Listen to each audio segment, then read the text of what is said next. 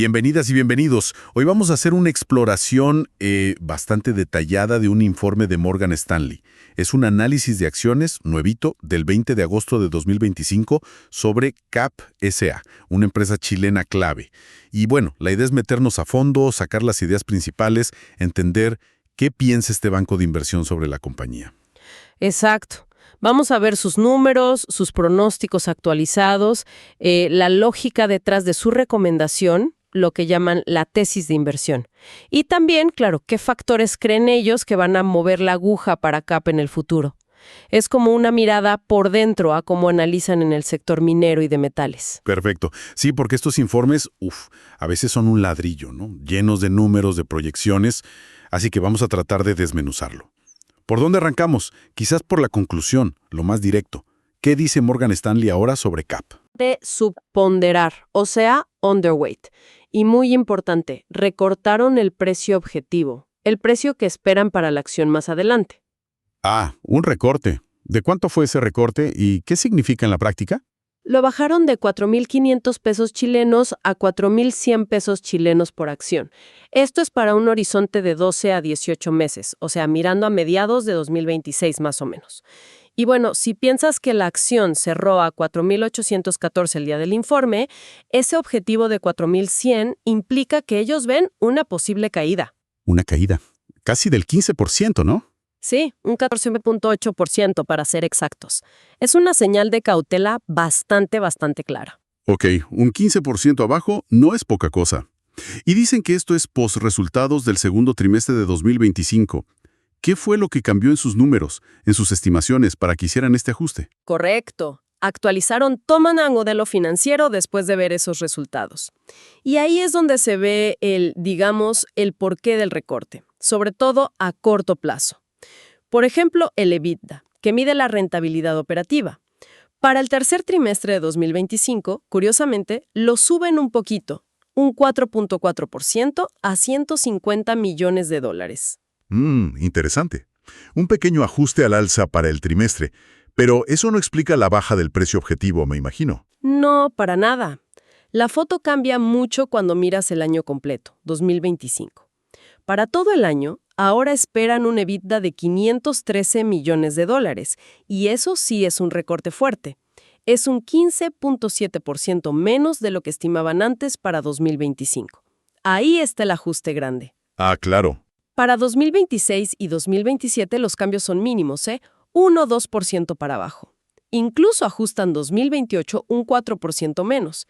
Pero está claro que la preocupación principal está ahora, en el 2025. Entiendo, ese 15.7% menos de EBITDA esperado para 2025 sí que llama la atención. Y abajo de todo, en el beneficio por acción, el BPA, también se nota el golpe. Se nota muchísimo. Y de forma, diría, dramática para 2025. Usan un BPA normalizado, o sea, tratando de quitar efectos raros. Para el tercer trimestre esperan una ganancia mínima, $0.02 por acción. Pero el titular es el año 2025 completo. Ahora proyectan una pérdida. Una pérdida. Negativo. Sí, una pérdida de menos $0.18 por acción. Wow. ¿Y qué esperaban antes para 2025? Antes esperaban una ganancia de $0.16 por acción. O sea, pasaron de esperar que la empresa ganara dinero a proyectar que va a perder. Es un giro de 180 grados, ¿no? Este es uno de los puntos más fuertes del informe y te muestra la magnitud de los problemas que ven en el corto plazo. Definitivamente. Después, para 2026, 2027, 2028, sí esperan volver a ganancias. Proyectan $0.92 por acción en 2026 y luego 1.10 para 2027 y 2028. Pero ese hueco en 2025 es clave. Entendido. Entonces, el panorama de números es clave. Bajan el precio objetivo, recortan fuerte las expectativas de ganancias para 2025 hasta el punto de esperar pérdidas. La pregunta obvia es, ¿por qué? ¿Qué razones dan en Morgan Stanley para ser tan cautelosos, para mantener ese subponderar? ¿Cuál es la tesis, el argumento central? Bueno, la tesis de inversión, como le llaman, se basa en 4 puntos principales que explican esa cautela. Primero, la valoración. Creen que la acción, incluso con las caídas recientes, todavía está cara comparada con su historia. Usan la métrica EBIT, valor empresa, sobre EBITDA, proyectada para 2025. La calculan en 5.9 veces y dicen que el promedio histórico de CAP es 3.9 veces. O sea, desde su punto de vista, la acción no refleja aún todos los desafíos que ellos ven. Ok, la encuentran cara para los resultados que proyectan comparada con su propio pasado. ¿Qué más? El segundo punto, el precio del mineral de hierro. Son bastante pesimistas o realistas, según se mire. Creen que los precios internacionales van a bajar, o al menos no van a subir mucho. Y eso, obviamente, le pega a la rentabilidad de CAP. Proyectan un precio promedio de $93 por tonelada para 2025 y 98 para 2026. Aunque, ojo, hay una pequeña diferencia ahí, porque en otra parte del informe, en el escenario base, usan $99 para 2025. Pero bueno, la idea general es que no esperan un boom de precios. Entendido. Precios del mineral contenidos. El tercer punto era algo más interno, ¿verdad? Justamente. Tercero, problemas operativos. Mencionan específicamente un problema geotécnico en la mina Los Colorados. Es una de sus minas importantes. Anticipan que esto va a afectar la producción o los costos en 2025. Y esto es clave porque no es solo un tema de mercado, es un desafío propio de la operación minera de CAP. Claro, un problema interno. ¿Y el cuarto elemento de esta tesis? El cuarto son los costos elevados. Prevén que los costos de producción, los cash costs, van a seguir altos y eso va a apretar los márgenes en 2025. De hecho, proyectan un cash cost de $60.1 por tonelada de mineral de hierro en 2025. Y para tener una idea, eso es bastante más alto que los $51.9 por tonelada que estiman para 2024. 60.1. Sí, es un aumento considerable. Si juntas un costo más alto con precios de venta que no esperan que suban mucho. Exacto. Es la receta para márgenes más ajustados. Entonces, resumiendo la tesis, valoración exigente, precios del mineral bajo presión, un problema operativo puntual pero importante y costos de producción subiendo. Suena como una tormenta perfecta para 2025. Al menos según la visión de Morgan Stanley. Precisamente, es la combinación de esos 4 factores lo que justifica el subponderar y todos los recortes que hicieron. Y fíjate que esta cautela se ve hasta en cómo calculan el precio objetivo, esos 4,100 pesos. Ah, ¿sí? ¿Cómo llegan a esa cifra? ¿Qué método usan? Usan el enfoque de múltiplos que mencionamos, el EV/EBITDA. Aplican un múltiplo de 3.5 veces a su estimación de EBITDA para un periodo futuro, que es la segunda mitad de 2026 y la primera de 2027. A ver, 3.5 veces, pero antes dijiste que el promedio histórico era 3.9. ¿Por qué usan un múltiplo más bajo que el promedio para valorar? Eso me llama la atención. Buena observación. Ellos mismos lo explican. Dicen que ese 3.5 está media desviación estándar por debajo del promedio de los últimos 5 años. La razón, las incertidumbres macroeconómicas globales. Ah, ok. Es otra señal de prudencia, ¿ves? No solo esperan menos ganancias, menos EBITDA, sino que además están dispuestos a pagar menos, un múltiplo menor, por esas ganancias futuras. ¿Por qué? Por el panorama económico global incierto. Son conservadores en las 2 partes de la ecuación, en las proyecciones y en la valoración misma. Muy interesante cómo meten esa cautela macro en la fórmula. Bueno, estos informes suelen jugar con distintos futuros, ¿no? Presentan escenarios alternativos. ¿Qué pasa si las cosas van mejor o peor? Sí, plantean 3 escenarios principales. Y como te imaginarás en una minera, dependen mucho del precio del mineral de hierro. Primero, un escenario optimista. Ahí el precio objetivo sería 10,000 pesos chilenos, más del doble. 10,000. ¿Y qué tendría que pasar? Bueno, un precio del mineral mucho más alto, $111 por tonelada en 2025, una demanda global fuerte, quizá problemas de suministro en otros lados y mucho mejor ánimo en China. El mundo ideal, digamos. Luego está el escenario base, que es el que da los 4,100 pesos de precio objetivo. Este asume el precio de $99 por tonelada en 2025, aquí usan 99, no 93, con una demanda global más bien lenta y recortes en la producción de acero en China, el escenario central de ellos. Y finalmente, el escenario pesimista, En este caso, el precio objetivo se desploma a 2,000 pesos chilenos. Esto pasaría si el precio promedio del mineral cae a $90 por tonelada en 2025 y si además hay una recesión leve en Estados Unidos que afecte la demanda global de metales. Clarísimo. Estos escenarios muestran la dependencia brutal que tiene la valoración de CAP, ¿no? Del precio del mineral por un lado, pero también de lo que pasa en China, en Estados Unidos, en la economía global.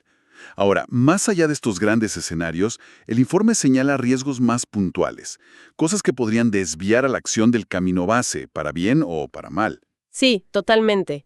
Detallan los riesgos al alza y los riesgos a la baja. Los riesgos al alza son cosas que podrían hacer que la acción supere los 4,100 pesos. Mencionan dos principalmente. Uno, que CAP logre monetizar sus activos de infraestructura, o sea, vender parte de sus puertos, desalinizadoras, cosas así, para generar caja o valor. Y dos, el más obvio, que los precios del mineral de hierro terminen siendo mejores de lo que ellos creen en su escenario base. Ok. ¿Y los riesgos a la baja? Lo que podría tirar la acción para abajo. Son básicamente la otra cara de la moneda de su tesis. 1. Que los precios del mineral caigan más de lo que esperan. 2. Que los problemas geotécnicos en los Colorados sean peores o duren más. Y 3. Que el negocio de procesamiento de acero de CAP, que también es parte de la empresa, rinda menos de lo proyectado. Tiene lógica. Son los mismos factores clave, pero vistos como riesgo. Y hablando de factores clave, identifican cuáles son los motores principales. ¿Qué es lo que realmente mueve las ganancias de CAP? Sí, señalan los elementos que mueven los resultados día a día, digamos. Destacan, primero, los precios realizados del mineral de hierro. Ya vimos lo crucial que es. Segundo, los costos de caja, los cash costs. ¿Cuánto les cuesta sacar el mineral? Ya vimos que esperan que sean altos en 2025. Tercero, los volúmenes de embarque. ¿Cuánto venden? Y aquí, ojo, proyectan una pequeña caída en 2025, 14.8 millones de toneladas contra 15.3 en 2024. Una caída en volumen también, quizás por el problema en los Colorados. Podría estar relacionado, sí. Esperan que después se recupere en 2026. Y el cuarto motor es la rentabilidad del negocio de acero, medida por el EBITDA por tonelada de acero que procesan. Entendido. Y si miramos un poco más lejos, más allá del año a año, ¿mencionan algo de estrategia a largo plazo? Sí, tocan 3 puntos estratégicos clave para el futuro. Primero, aumentar la capacidad de producir mineral de hierro de bajo costo. Ser eficiente en costos es vital en este negocio. Segundo, lograr que la división de acero sea competitiva de forma sostenible. Históricamente ha sido un desafío para CAP. Y tercero, vuelven a mencionar la monetización de activos de infraestructura. Es una forma de sacar valor que no depende directamente de la mina. Son como las grandes líneas de trabajo a futuro. Muy claro. Ahora, una pregunta importante. Esta visión de Morgan Stanley, que suena bastante cautelosa, hasta pesimista para 2025, ¿es lo que piensa todo el mercado? ¿O ellos están viendo algo distinto? ¿Cómo se compara con otros analistas? Es una pregunta clave, y el propio informe da pistas. La respuesta corta es no. La visión de Morgan Stanley es marcadamente más pesimista que el promedio, que el consenso del mercado. ¿Y en qué se nota esa diferencia? En los números. Sí, en los números y en las recomendaciones. Mira, en ventas para 2025, ellos esperan $1,941,000,000. El consenso medio, según datos de Refinitiv que citan, espera 2,064 millones. Hay una diferencia, pero no es enorme. Donde sí se nota mucho más es en el EBITDA para 2025. Morgan Stanley proyecta 513 millones. El consenso medio espera 677 millones. ¡Wow! Más de $160 millones de diferencia en el EBITDA esperado para 2025. Eso es un montón. Es una brecha muy significativa, ¿sí? Muestra que Morgan Stanley espera una rentabilidad bastante menor que el resto del mercado para ese año clave. ¿Y en las recomendaciones directas de comprar, vender, mantener? Ahí también se ve la diferencia. Según los datos que muestran, solo el 20% de los analistas que siguen a CAP recomiendan subponderar o vender, como hace Morgan Stanley. En cambio, hay un 40% que recomienda sobresponderar, o sea, comprar, que tienen una visión optimista.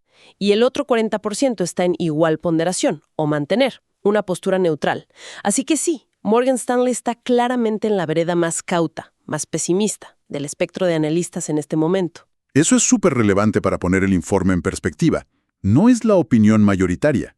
Y mencionaste algo de la dependencia geográfica de CAP, China. Efectivamente.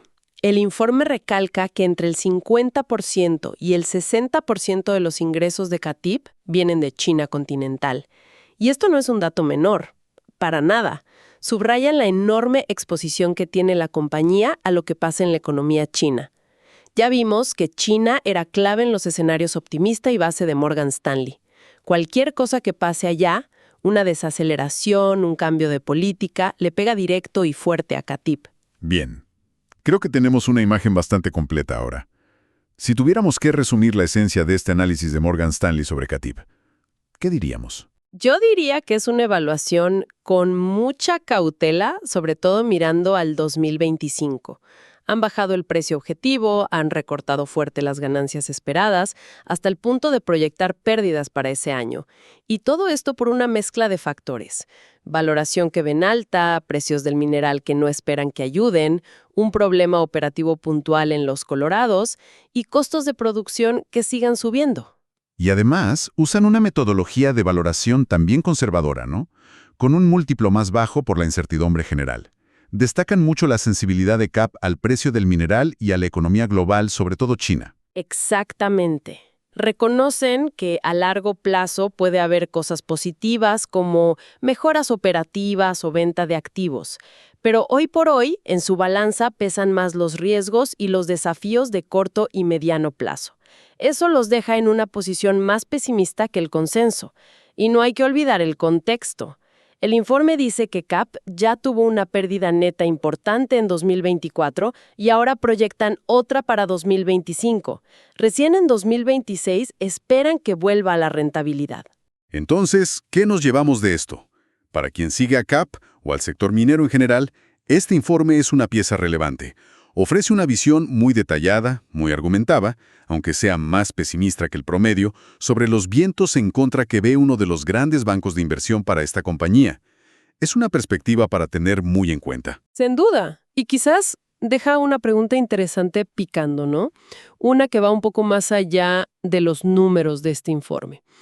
Frente a este diagnóstico que te marca riesgos operativos claros, como el tema geotécnico o los costos, ¿qué puede hacer CAP? ¿Qué puede hacer la gerencia de forma proactiva para mitigar esos riesgos internos? Más allá de sentarse a esperar que suba el precio del mineral, ¿qué palancas pueden mover ellos para que la compañía sea más fuerte frente a estos desafíos? Esa es la pregunta estratégica que creo queda flotando después de leer este análisis. Aunque la respuesta, claro, ya es otra historia.